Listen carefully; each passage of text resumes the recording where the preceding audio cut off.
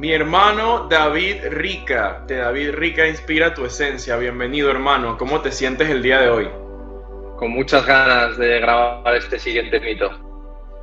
Cuéntame un poquito de eso que me conversabas, aparte de la grabación, de las coincidencias que te pasan a veces cuando vamos a hacer las grabaciones de los mitos.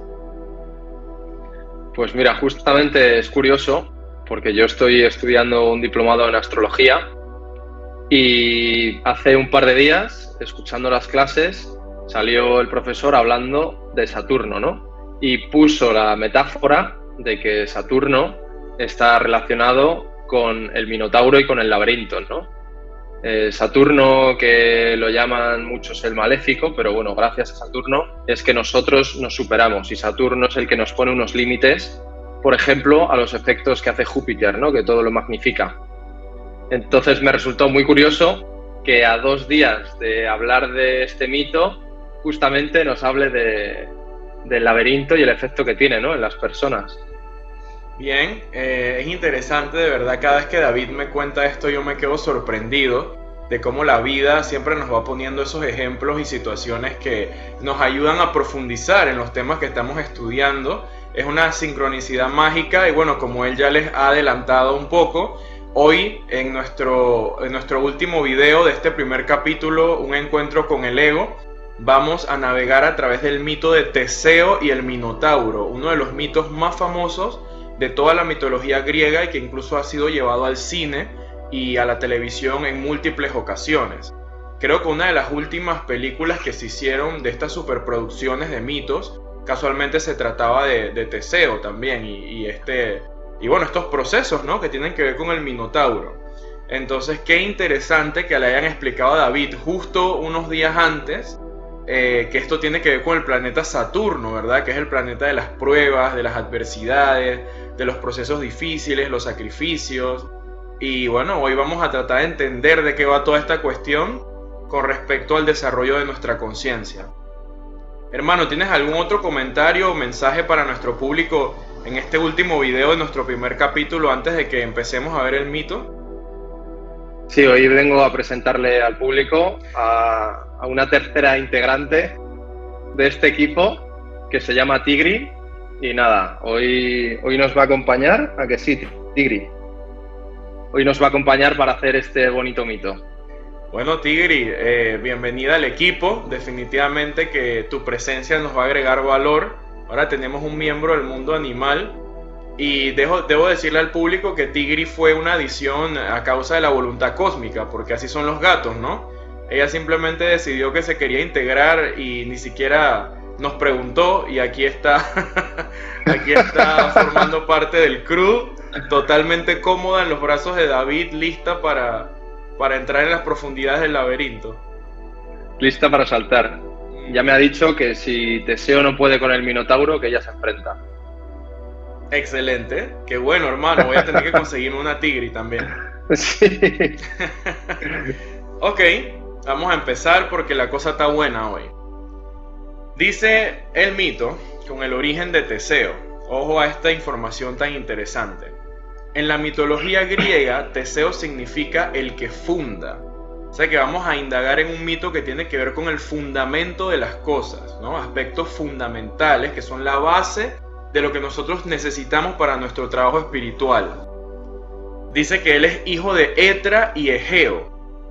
Fue un héroe fundador de la ciudad de Atenas, así como se dice que Perseo y Cadmo son fundadores de otras ciudades-estado de la antigua Grecia. O sea que fue Teseo uno de los héroes fundadores de una de las principales ciudades, ¿no?, de Grecia, reconocida todavía hasta la era moderna, ¿no? Y nos cuenta también el mito, en el origen de Teseo, que el rey Egeo no había tenido descendencia. Al parecer él, bueno, o pensaba que no podía tener hijos o no había tenido la fortuna pues de tenerlos. Y él consulta entonces con un oráculo para poder entender qué está pasando, porque era que él no lograba tener hijos. Y el oráculo le dice algo muy interesante. El oráculo le dice: no abras tu odre hasta que regreses a Atenas. Dicen en el mito que esto quiere decir que si él llegaba a Atenas sin haber tenido relaciones sexuales con nadie, la primera mujer con la que se acostara iba a tener el heredero que él tanto ansiaba. Entonces la profecía tiene que ver con la contención del deseo también, ¿no? Muy interesante cómo empieza la profecía. O sea, no abras tu odre, no derrames tu esencia vital hasta que llegues al lugar de tu destino y entonces tendrás al heredero. Bueno, esta es la primera parte, es el origen de Teseo, lo que lo antecede, y aquí hago una pausa porque estoy seguro que David ya tiene algunas cositas interesantes que comentar. Sí, efectivamente. Pues justo este toque que le acabas de dar acerca del deseo, a mí me ha resonado muchísimo con la filosofía estoica, justamente. Entonces, la filosofía estoica dice que tú no puedes controlar tu impulso del deseo, pero sí que puedes controlar qué es lo que haces con ese deseo, ¿no? Entonces se refiere al término de sublimar la parte del deseo, en este caso, que luego tiene su recompensa, porque ahí está el aprendizaje. No dejarte guiar por tus instintos, por tus impulsos, sobre todo por estos instintos tan básicos, ¿no? Como sería pues la parte sexual o relacionada con la comida, la bebida, este tipo de vicios, ¿no? Y luego la recompensa para el rey pues iba a ser muy grande. Algunos comentarios que me gustaría añadir y que me llama mucho la atención del inicio de este mito, por lo menos en la Kabbalah hebrea hay una séfira, una dimensión del árbol de la vida llamada Yesod, que se le conoce como el fundamento. Curiosamente, en el estudio de la Kabbalah, Yesod tiene que ver con los misterios de la sexualidad humana, de las relaciones, de la sexualidad, de la personalidad, de cómo nos relacionamos con el otro. Y me parece interesante que Teseo significa el que funda, que tiene que ver con fundamento, y su origen implica un cierto control o dominio del impulso sexual. Y como tú dijiste, entramos ya en algo interesante que es el concepto de sublimación, de sublimar deseo, sublimar porque al final estamos hablando de alquimia también, al usar la palabra sublimación. Entonces, qué interesante cómo esto empieza a tocar conceptos que ya se ven en la Kabbalah, por lo menos en el Tantra y el Taoísmo, cuando hablamos de todos estos procesos que tienen que ver con la transmutación sexual, se habla también de estos conceptos, de lo que es la contención del deseo, como que evitar el placer inmediato para poder lograr algo mucho más con esa energía. Entonces te quería hacer una pregunta antes de seguir avanzando. Para ti, ¿cómo podríamos interpretar desde la conciencia que el rey, antes de entender este misterio gracias al oráculo, era prácticamente estéril? O sea, no podía fecundar, no podía tener hijos, no podía generar una descendencia hasta que recibe este secreto de retener o guardar su esencia vital para derramarla solamente en el lugar correcto. ¿Cómo interpretas tú esto a la luz de la conciencia? Bueno, a mí me viene a la mente directamente que como no nos conocemos a nosotros mismos, porque bueno, pues la época en la que estamos viviendo a nivel general no hay un gran trabajo espiritual, pues claro, las personas no somos conscientes de los superpoderes, ¿no?, entre comillas, que tenemos. Para eso hace falta personas como el oráculo que nos ayuden a guiar nuestro camino, ¿no? El camino al final siempre lo vamos a tener que recorrer cada uno de nosotros. En este caso el rey tiene que recorrer él su camino, pero ¿quién es el que le sirve de faro? En este caso el oráculo, ¿no? Pues traducido a lo que estamos viviendo ahora, para eso están también las personas que sirven de guías a otras, ¿no? Porque es evidente que hay algunas personas que están más evolucionadas de otras y eso no es ni bueno ni malo, simplemente es necesario, ¿no? Entonces el oráculo ejerce esa función y el rey, pues cuando descubre cuál es su camino, pues ve dónde reside realmente su poder. Wow, me gustó mucho lo que dijiste porque es cierto, ¿no? Y vemos en todos los mitos siempre ese consejo o esa presencia o ese tener que buscar la guía de algo superior. O sea, no limitarse solamente al propio juicio, ¿no?, de uno mismo, sino ir más allá y buscar guía, buscar consejo, buscar esa iluminación, pues para tener un campo visual más amplio de qué es lo que realmente uno tiene que trabajar, qué es lo que hay que lograr. Pues como tú bien sabes, la energía sexual es la más poderosa que tenemos entre nosotros, pero claro, puede ser utilizada de buena forma o de mala forma. Es como tener un bazooka y empezar a disparar para todos lados, ¿no? Entonces, ahí está el hecho de sublimar esa energía, ser capaz de controlarla y utilizarla para el bien común, no solamente para el bien propio, ¿no? Y la energía sexual no es solamente la energía que utilizamos para practicar sexo, es la energía que utilizamos para emprender nuevos proyectos, para entrenar nuestro cuerpo, para sacar adelante cosas, ¿no? Para que no nos quede tampoco asociada la energía sexual con el acto sexual, sino que se utiliza para una amplia gama de cosas. Claro, como lo decíamos al mencionar la dimensión de Yesod en la Cábala hebraica, que habla del fundamento, la energía sexual no solo tiene que ver con el acto sexual o la dimensión física, pues de intercambiar entre dos cuerpos, sino con esa misma esencia del relacionarte, con esa energía que nos conecta, como ese puente, ese flujo de dar y recibir, una transmisión. O sea, es algo más profundo, ¿no? Algo más profundo que el marco puramente sexual, sino que es algo que nos permite, pues, tener como cuando tienes el Wi-Fi, ¿verdad? Al tener el Wi-Fi activo, uno puede entonces recibir información y enviar información y se genera una dinámica, un movimiento de energía. Me parece súper. Y antes de seguir, pues nada más decirles al público que en este mito, en este último video del primer capítulo, estamos explorando ya lo que tiene que ver con el inicio del trabajo espiritual. Porque en el siguiente capítulo de esta serie de los mitos y el despertar de conciencia, vamos a estar viendo entonces lo que es ya cómo realizar este trabajo de transformación. Porque este primer capítulo pues se trataba más que nada de el descubrimiento del ego, que es el entender esa sombra, esas partes de mí mismo que no están reconocidas, ni sanadas, ni integradas, para empezar ese trabajo de reconocimiento y entonces poder generar una transformación. Así que ya con Teseo es como ese último paso para entrar en lo que ya es el trabajo espiritual como tal. Perfecto. Ok, bueno, entonces nos dice el mito que entra otro personaje llamado Piteo. Piteo es el rey de Tresén, ¿no? Otro reino, y padre de Etra. Él deseaba que su hija fuera la madre del próximo heredero del trono ateniense. Entonces, nuevamente, como en los otros mitos que hemos visto, se empieza a generar una conspiración, ¿verdad? Alguien tiene un deseo, el cual quiere imponer, pues, quizás sobre los planes de otros, y empieza a orquestar una situación para producir esto. Entonces él quería que el rey Egeo fecundara a su hija Etra, y para eso, en la noche en la que dice que ella queda embarazada, se cree entonces también que Poseidón se había presentado en esta situación en la que envuelve el rey Piteo a su hija Etra con el rey Egeo. O sea, él plantea una trampa para que se encuentre su hija con él, y entonces pues dé a luz a este futuro heredero. Dice que Poseidón entra en la escena, no explican mucho cómo, por qué. Plutarco nos dice que esto fue una versión difundida por Piteo como para darle una cierta fama a este futuro heredero, ¿verdad? Para involucrarlo de alguna manera con la divinidad y que fuera considerado hijo de Poseidón.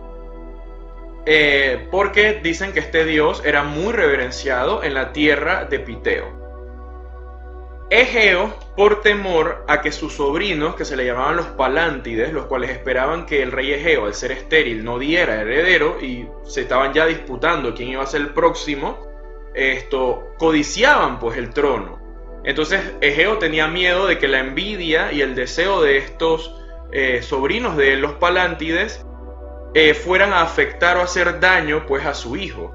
Entonces él decide que el hijo debe pasar la niñez lejos de él para protegerlo de este peligro. Entonces él lo que hace es que esconde su espada y sus sandalias. Y aquí aparecen elementos míticos, porque la espada tiene que ver también con lo que lo representa a él como heredero, ¿no? Y las sandalias son los zapatos que le corresponde pues ocupar. Entonces el papá le esconde todo eso bajo una roca, ¿no? Otro símbolo importante también presente en otras mitologías, que se supone que el niño no debe mover hasta que él tenga la edad y la fuerza y la preparación para hacerlo.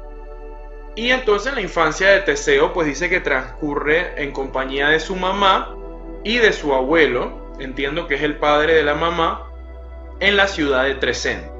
Cuando cumple los 16 años, una edad simbólica, ya que en el tarot el arcano número 16 se le llama la torre, que significa derrumbamiento de falsedades. O sea, es cuando un suceso accidental o de la providencia llega a nuestras vidas, genera caos y hace que se derrumben estructuras que no nos permiten ser auténticamente nosotros mismos. Entonces la torre es derrumbamiento, ruina, caída, pero también la apertura y la posibilidad de un resurgimiento, una renovación.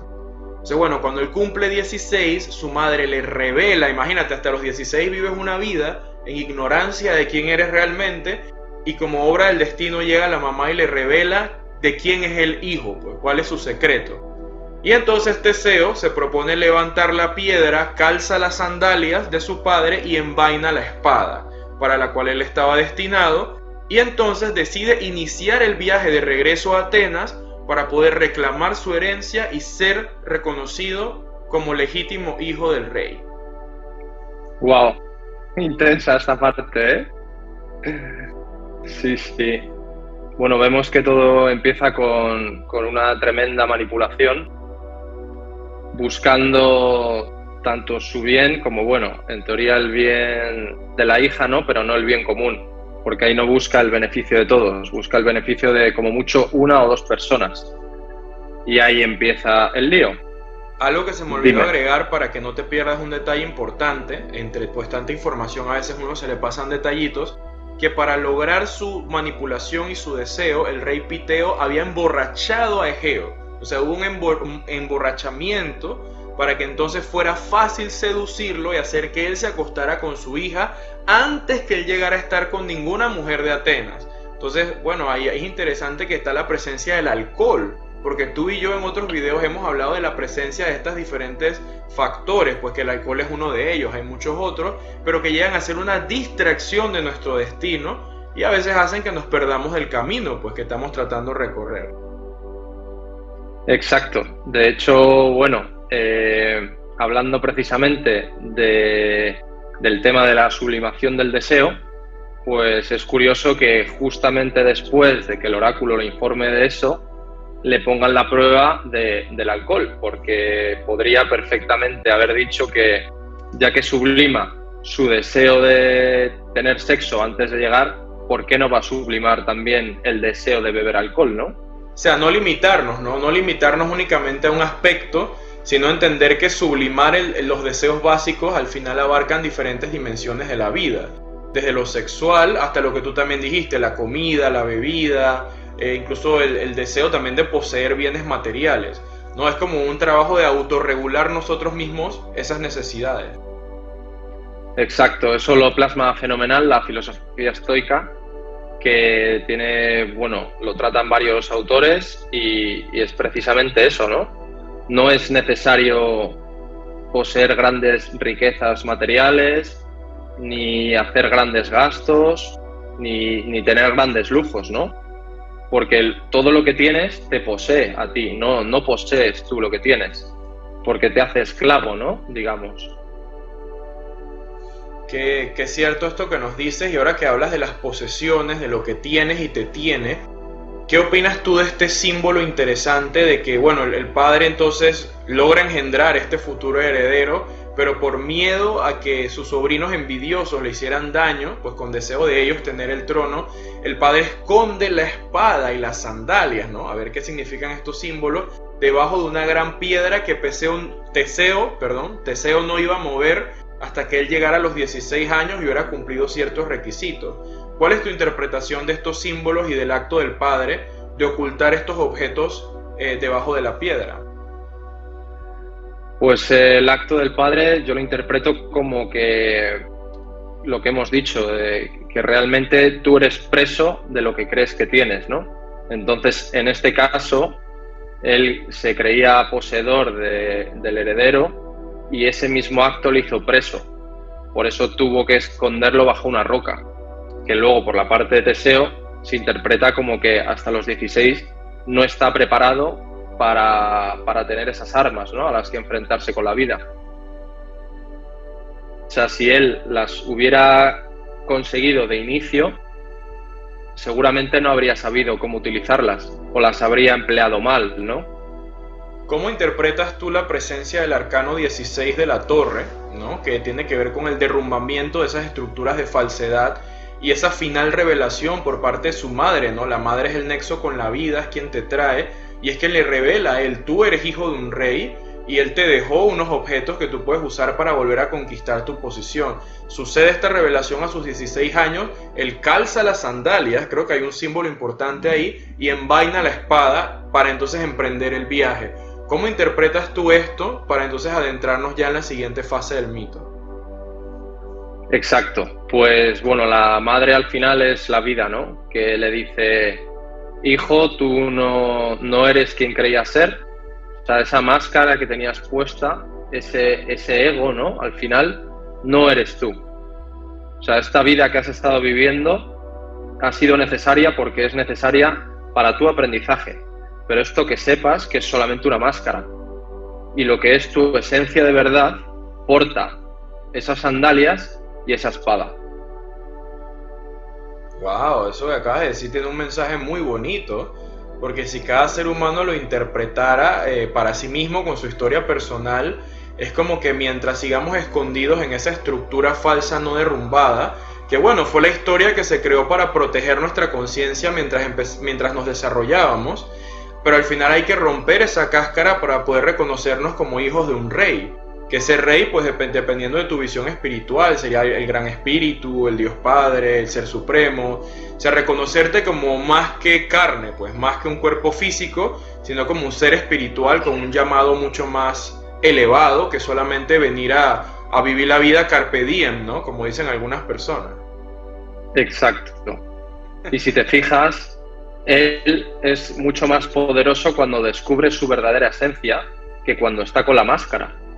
Claro, cada uno tenemos nuestra propia máscara y nos creemos que es lo mejor con lo que podemos mostrarnos al mundo, ¿no? ¿Pero por qué? Porque realmente no conocemos nuestra esencia. Pero si llegáramos a conocer nuestra esencia, nos daríamos cuenta que nuestra esencia tiene esas sandalias y tiene esa espada, que la máscara no lo tenía. Y otro detallito también que se me había pasado a comentar es que el rey quería, o sea, le hizo pasar como que era hijo de Poseidón, que es el dios de los mares, que como hemos dicho en mitos anteriores, el mar representa justamente las emociones humanas. O sea, no le servía a cualquier dios, fue Claro. Poseidón. Está increíble porque también le habían dicho el oráculo que el acto para lograr engendrar este hijo tenía que ver con una gestión, primero con un dominio, una restricción y después una final expresión de esa energía emocional sexual. Y claro, en el momento que él la expresa emborrachado en medio de toda esta manipulación, igual se manifiesta ese poderoso Dios que representa todas esas emociones ocultas, ¿no? que estaban siendo guardadas en el interior del rey. Y yo creo que al final lo que primaba entre todo era como ese deseo de poder gestar al heredero. Porque al final tanto el deseo del rey Piteo, el manipulador que lo envuelve con su hija, y el deseo del mismo Egeo tenían que ver con lograr la llegada de ese heredero. O sea que de alguna manera sí había como una coincidencia, ¿no? Entonces se manifiesta la energía de Poseidón como esa emoción que lleva a que se realice el deseo. La cosa se va a empezar a poner mejor. Vamos a entrar ahora digamos que en la parte intermedia de toda esta historia, y tiene que ver con el viaje a Atenas. Teseo, ya claro con su identidad y su propósito, ya equipado con su espada de heredero y con sus sandalias, ha emprendido el viaje a Atenas, pues la ciudad en la que tiene que ser reconocido como futuro rey. Nos dice que Teseo, él deseaba emular las hazañas de alguien a quien admiraba. Adivina tú qué otro gran semidios y héroe de la mitología griega era el role model de Teseo. ¿Quién crees que puede ser? ¿Quién será? ¿Lo saben nuestros oyentes? Yo estoy seguro que Tigris sabe. Tigri está un poquito dormida ahora mismo. Dice que mejor lo cuentes tú. Nuestro querido héroe Teseo era un gran admirador de Hércules o Heracles, como le llaman acá en el mito, en el recuento. Y dice la historia que más adelante se va a convertir en un gran aliado. Entonces ahí en otros capítulos iremos explorando cuando pues nos toque hablar de eso. Pero entonces Teseo, bueno, sale inspirado hacia Atenas, decidido que él puede también lograr grandes hazañas como las que lograba Hércules. El primero en experimentar el valor de nuestro nuevo héroe es el gigante Perífetes, hijo de Hefesto, otro dios importante de la mitología griega, porque Hefesto era el forjador de las armas divinas de los dioses. Entonces un hijo de este dios, que es el gigante Perífetes, es el primer gran rival en el camino de Teseo. Decían que este gigante estaba cojo, pero a pesar de eso dominaba a la perfección un enorme mazo de bronce. Nuevamente, como en el mito anterior, se repite la importancia de los metales y volvemos con el tema del bronce. Entonces, con este mazo de bronce, este gigante realizaba el cruel acto de matar a los viajeros que se cruzaban en su camino. Nos dice la leyenda que este mazo luego sería usado por Teseo, ya que Teseo derrota al gigante, y no solo lo derrota, sino que se queda con el mazo. O sea, Teseo utiliza el mazo para darle muerte al gigante con su propio mazo y se lo queda para usarlo él en sus viajes. Entonces nos dice también que hay otro gigante bandido que enfrenta a Teseo en su trayecto, y este se llama Sinis. Le llamaban el doblador de pinos. O sea, él era un tipo que mataba a sus víctimas de una manera muy cruel, creo que utilizando estos pinos, pues como que los ataba a los pinos, yo no sé si los tiraba o los desmembraba, o sea, era una cosa absurda. Entonces Teseo, en venganza de lo que él hace, decide asesinarlo a él de la misma manera en la que él mataba a sus víctimas. Y luego, por si esto no fuera poco, nuestro héroe decide tener relaciones con la hija del gigante Perígune, con quien tiene un hijo que se llama Melanip. Lastimosamente no hay muchos recuentos de estos, así que no les puedo añadir más detalles de qué pasa con este hijo, digamos ilegítimo, ¿no? de Teseo. Ya vemos que los héroes griegos son famosos por ir dejando hijos por ahí. Entonces este era su segundo enfrentamiento, nuevamente sale victorioso. Luego nos cuenta la leyenda que se enfrenta él a Esciro, el hijo de Pélope y descendiente de Tántalo. Tántalo es otro de los grandes personajes de la mitología griega, y quién sabe, más adelante haríamos un especial basado en este mito, porque también tiene mucha simbología. Entonces este señor Esciro obligaba a los viajeros a lavarle los pies en el mar, y luego de que los obligaba a humillarse ante él, les daba una brutal patada y los arrojaba a las profundidades del mar, en donde nos cuenta que una enorme tortuga que estaba al servicio de Hades, el dios del inframundo, devoraba a las víctimas de este ser, que aquí no especifican si es un gigante o qué es lo que es exactamente. Nos dice entonces que Teseo se niega a humillarse, a lavarle los pies, lo agarra él mismo por sus pies y lo lanza a las profundidades del mar para que sufra una muerte también similar a la que él pues hacía sufrir a otras personas, a sus víctimas. Bueno, creo que ha sido suficiente hasta este momento, es bastante información. No sé qué nos tienes que decir al respecto, David. Bueno, pues a mí lo que más me llama la atención es que justamente con el método que utilizaban estos seres para matar a sus víctimas es justamente por donde Teseo los mató a ellos, ¿no? Vemos reflejado algo que tiene que ver con el karma y la retribución también, un concepto que venimos estudiando desde el principio con Narciso, cuando se le manifiesta a la diosa Némesis para castigarlo por estar rechazando cruelmente a sus pretendientes. Y mira, lo que tú dices me recuerda este mítico pasaje bíblico que dice: el que a hierro mata, a hierro muere. Eso es un poco lo más llamativo, ¿no? de esta parte de la historia. También me gustaría resaltar, por ejemplo, que el primero que aparece es un gigante, ¿no? Que son estos seres, digamos, que son las pruebas que tiene él que superar en su camino de evolución, ¿no? Entonces, que justamente el primero que aparezca sea un gigante es una muestra de que nosotros, al principio de este camino, pues claro, vemos estas pruebas que nos pone la vida como auténticos gigantes. Y claro, cuando ves un gigante, ¿Qué es? Es un ser mucho más grande que tú, más fuerte, más poderoso, encima tenía un mazo, pero ¿qué es lo que pasa? Cuando tú superas esa prueba de la vida, tú te quedas con ese mazo. Mira que esa bonita reflexión que acabas de hacer me ha recordado otros arquetipos que nos hablan de esto mismo. Por ejemplo, ya que tú te llamas David, tenemos el arquetipo bíblico de David y Goliat, que en el camino de David, pues de empezar también sus aventuras hacia convertirse en el rey de Israel, él se enfrenta a este ser pues que era temido, ¿no? Era un gigante, era fuerte, era brutal, acababa con todos sus enemigos. Y David, armado de su fe en Dios y de su onda, como le llaman, ¿no? La herramienta esta que usan también los niños para jugar, pues vence al gigante con una piedra, ¿no? Atravesándole la piedra en el ojo.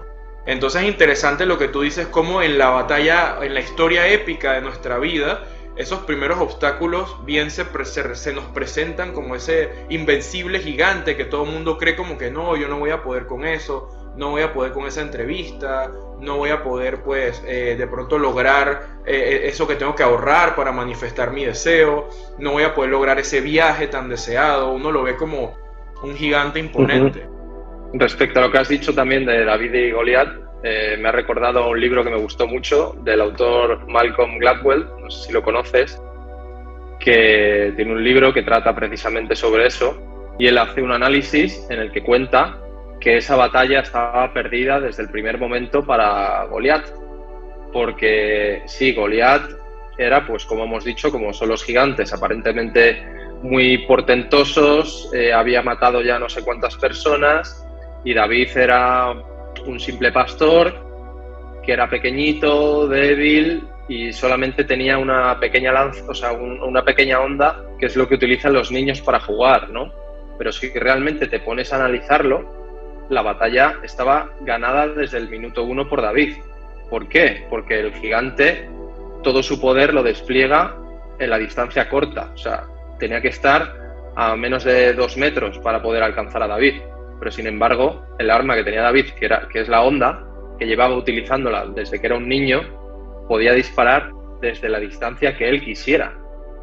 Entonces, claro, esa batalla jamás la iba a ganar, porque siempre llega primero una distancia larga que una distancia corta. Wow, qué hermosa reflexión que acabas de tener, porque eso nos habla también de la importancia de la visión de nosotros desde el presente y la conciencia de quiénes somos y lo que queremos lograr. Mirar siempre con luces largas ese lugar a donde queremos llegar y planificarnos, crear una estrategia y atacar desde a la distancia, como tú dijiste, realizar las acciones importantes ahora que nos van a llevar mañana hacia donde queremos estar y no esperar que ese mañana nos atrape desprevenidos cuando ya se ha convertido en un gigante que no vamos a poder enfrentar.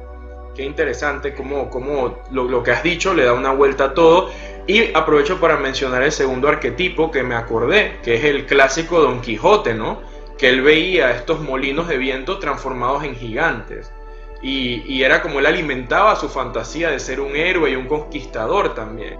Entonces, tiene su dualidad porque también nos habla, primero con el arquetipo de David, de una manera muy práctica y concreta, cómo podemos nosotros, a través de la planificación y la estrategia, enfrentar y vencer esos obstáculos gigantes. Sea una entrevista de trabajo, sea un nuevo proyecto o emprendimiento, sea una relación, lo que sea, porque nos parece un gran problema, si lo enfrentamos desde la distancia, antes de llegar al conflicto, podemos vencer.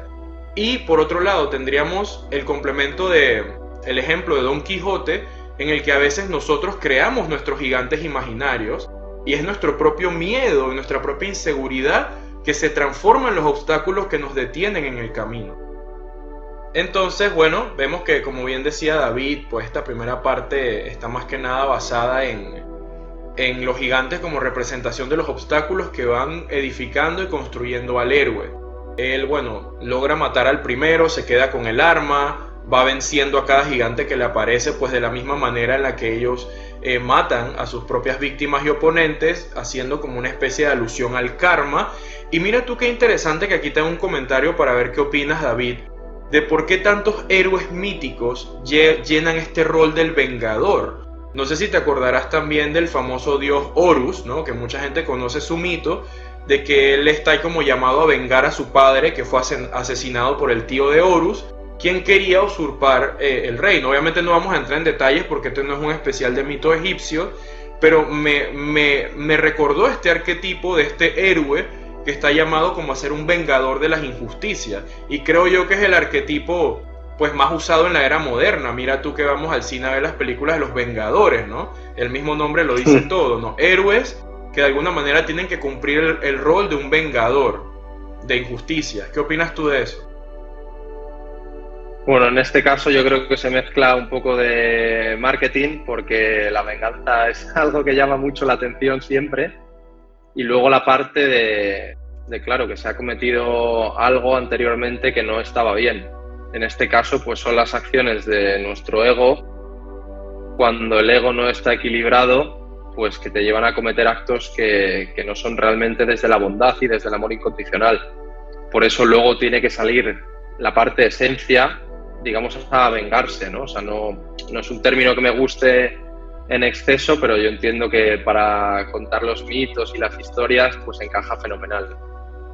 O sea, cuando hay mucha energía en un lado negativa, luego hay que echarle mucha energía positiva, un exceso, para que luego quede equilibrado. Nos dice entonces el mito que cerca del pueblo de Eleusis, él se encuentra con un bandido llamado Cerción, quien retaba a los viajeros a luchar contra él en un duelo desigual. Y obviamente nadie los vencía porque la situación estaba arreglada para que Cerción les ganara. O sea, solo Teseo lo logra vencer, levantándolo y arrojándolo mortalmente contra el suelo. No lejos de ahí nos dice el mito que vive el gigante Procustes, quien tenía el hábito de ofrecer a los viajeros un lecho especial. También era otra trampa, ¿no? Aquí estos siguientes enemigos de Teseo trabajan mucho con trampas, ¿no? Como esas personas que te esperan en el camino y tienen algo algo bien preparado como para engañarte y que tú al final caigas presa de sus malos deseos. Entonces este otro gigante les tendía una cama a los viajeros, los seducía, los ataba a la cama, los amordazaba, y en ella empezaba un proceso muy cruel de torturas, en la que nos cuentan en ciertas versiones del mito que era una cama mucho más grande porque él era un gigante. Entonces lo que él hacía era realizarles torturas a las víctimas para ajustarlos al tamaño de la cama. O sea, básicamente les dislocaba pues las extremidades y quién sabe qué otras atrocidades les hacía para encajarlos en la cama. Y bueno, nos cuenta el mito que nuevamente Teseo, enfurecido por estos actos injustos, lo mata, lo tortura y lo mata de la misma manera en la cual él le hacía también a sus víctimas. O sea que Teseo sigue repitiendo este patrón de que encuentra a estos villanos, los derrota y los somete a ellos a las crueldades que ellos le hacían a los demás. Entonces terminamos esta parte del mito, que será el cierre de este video, porque vamos a dividirlo en dos, como ya les había comentado. Vamos hacia la culminación de esto, viendo que dice que Teseo mata a otro personaje importante llamado la cerda de Cromión, que era hija de Tifón y Equidna. O sea que entiendo yo que Tifón y Equidna eran dos titanes también, si mal no recuerdo. Entonces nos dice que Teseo continúa su viaje después de haber vencido a este temible monstruo, pues que era como el último obstáculo antes de llegar a su destino. Era un monstruo legendario, así como el león de Nemea en la historia de Hércules. Logra Teseo vencer este monstruo terrorífico que era como un jabalí gigante, y al vencerlo finalmente logra llegar a su destino, logra llegar a Atenas. Pero aquí viene la sorpresa con la que vamos a dejar a nuestro público quizás un poquito picado, como decimos en Panamá, un poquito en expectativa de qué es lo que va a pasar después, porque pues pareciera que ya Teseo ha pasado por suficientes dificultades y vicisitudes y que ahora pues merece su recompensa y su descanso, y que pareciera pues que ya todo va a ser maravilloso. Pero llega Teseo a Atenas y se encuentra con que su padre, el rey Egeo, se había casado con la hechicera Medea. Hincapié en la palabra hechicera, que era ex mujer del héroe Jasón, de Jasón y los argonautas. Entonces esta ex mujer de Jasón, Medea, una hechicera, y el objetivo del rey Egeo es que él espera que ella con su hechicería lo ayude a tener el hijo que él creía que por su edad no podría tener. Entonces Medea cumple y engendra junto a él, usando sus magias, a Medo, otro heredero del rey Egeo, quien nos dice la leyenda que es entrenado en el arte de la guerra por otro personaje súper importante de la mitología griega, que es el centauro Quirón, que le llaman también el sanador. Él representa el guía, el educador, el sanador, y nos dice que él es un gran experto de la música, del arte, la caza, de la moral, la medicina y la cirugía. O sea, esto es como el arquetipo de un gran maestro en todo el sentido de la palabra. Y dice la leyenda que fue el tutor de varios de los héroes más destacados de la mitología griega, entre ellos el mismo Hércules o Heracles, admirado por Teseo, Jasón y Aquiles. Entonces tenemos este gran personaje que es el entrenador de Medo, digamos que de cierta manera una especie de rival de Teseo, ¿verdad? Porque es el hijo de su padre con una hechicera.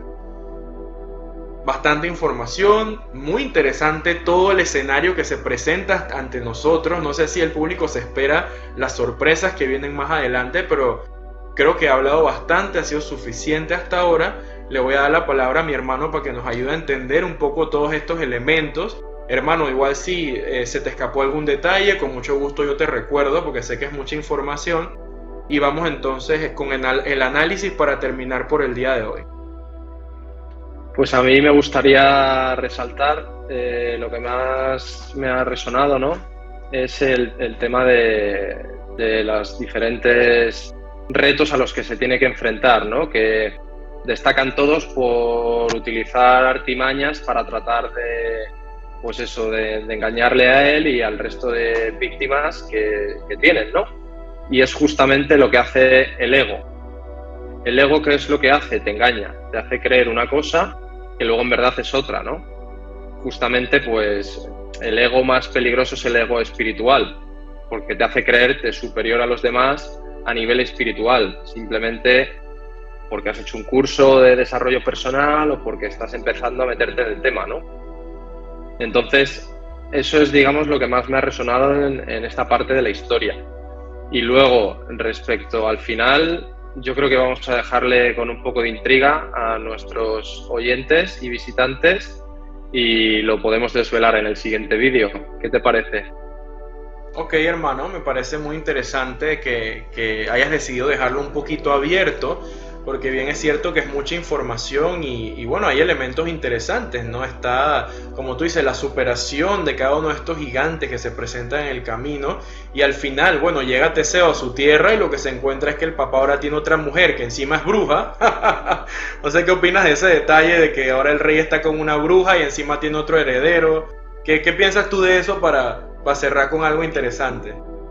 Yo creo que en ese momento se pensó que estaba viviendo la vida en Telecinco, ¿no? En típica cadena que habla sobre cotilleos y tal, porque bueno, la verdad que se encontró con una buena telenovela y así es la vida, ¿no? Que te sorprende cuando crees que no puede llegar ninguna sorpresa más, cuando crees que ya has evolucionado y que ya te has desarrollado y que no necesitas nada más, pues te llega la vida y te dice, no, todavía te queda mucho camino por hacer. Si no, no estarías aquí, de hecho.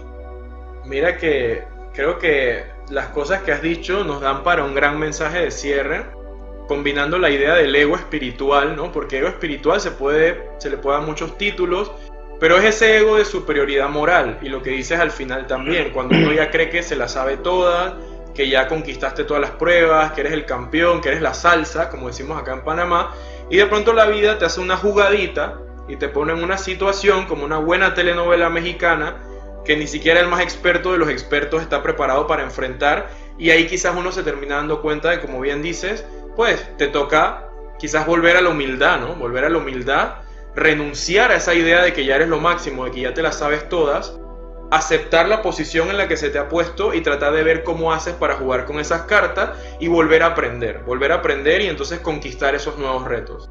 Llegar a Atenas no era el destino final de Teseo. No puedo creer, o sea, ahora sí, no.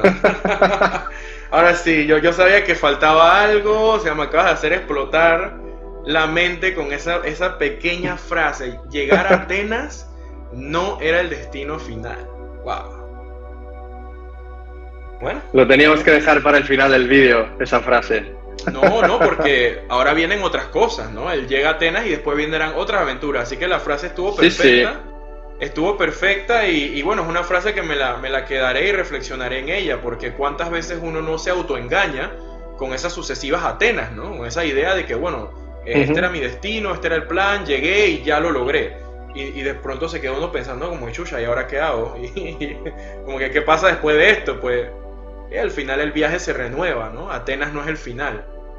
Bueno, hermano, te agradezco, le agradezco al público. Por favor, manténganse en sintonía porque este solo es la primera parte del mito de Teseo, que como ven es una historia un poquito larga, pero muy rica en detalles, en simbología.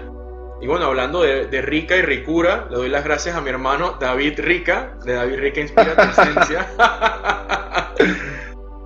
Bien hilado ahí. Era inevitable. Te doy las gracias, hermano, por estar aquí, de verdad, acompañándonos. Aquí Jaime Chérigo, de Meditación para Todos, con ustedes. Como les dije, pues muy pronto les vamos a estar presentando el final de este mito y seguiremos entonces, en la medida que Dios nos lo permita, avanzando con esta serie de mitos y despertar de conciencia con los siguientes capítulos, que también van a estar súper interesantes. Hermano, te dejo las palabras finales para que te despidas del público. Bueno, pues muchas gracias en primer lugar a ti por ser el mejor narrador que podemos tener para estos mitos, siempre dándole tu buen toque a cada enseñanza que nos deja el mito. Y nada, espero que os guste a todos esta serie que estamos haciendo y que poco a poco sigamos recorriendo el camino de la evolución juntos, ¿vale? Un placer y nos vemos en la próxima. Maravilloso, muchas bendiciones, nos vemos.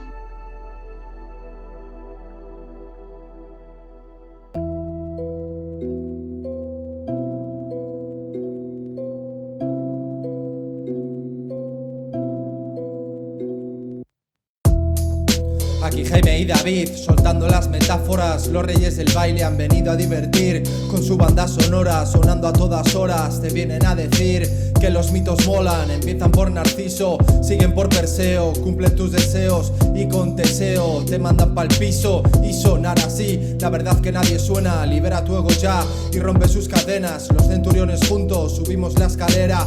Unidos en batalla, elegimos las hazañas que nos llevan a la gloria. Cada aprendizaje es toda una victoria. Avanzamos mano a mano, todos mis hermanos, juntos para la historia.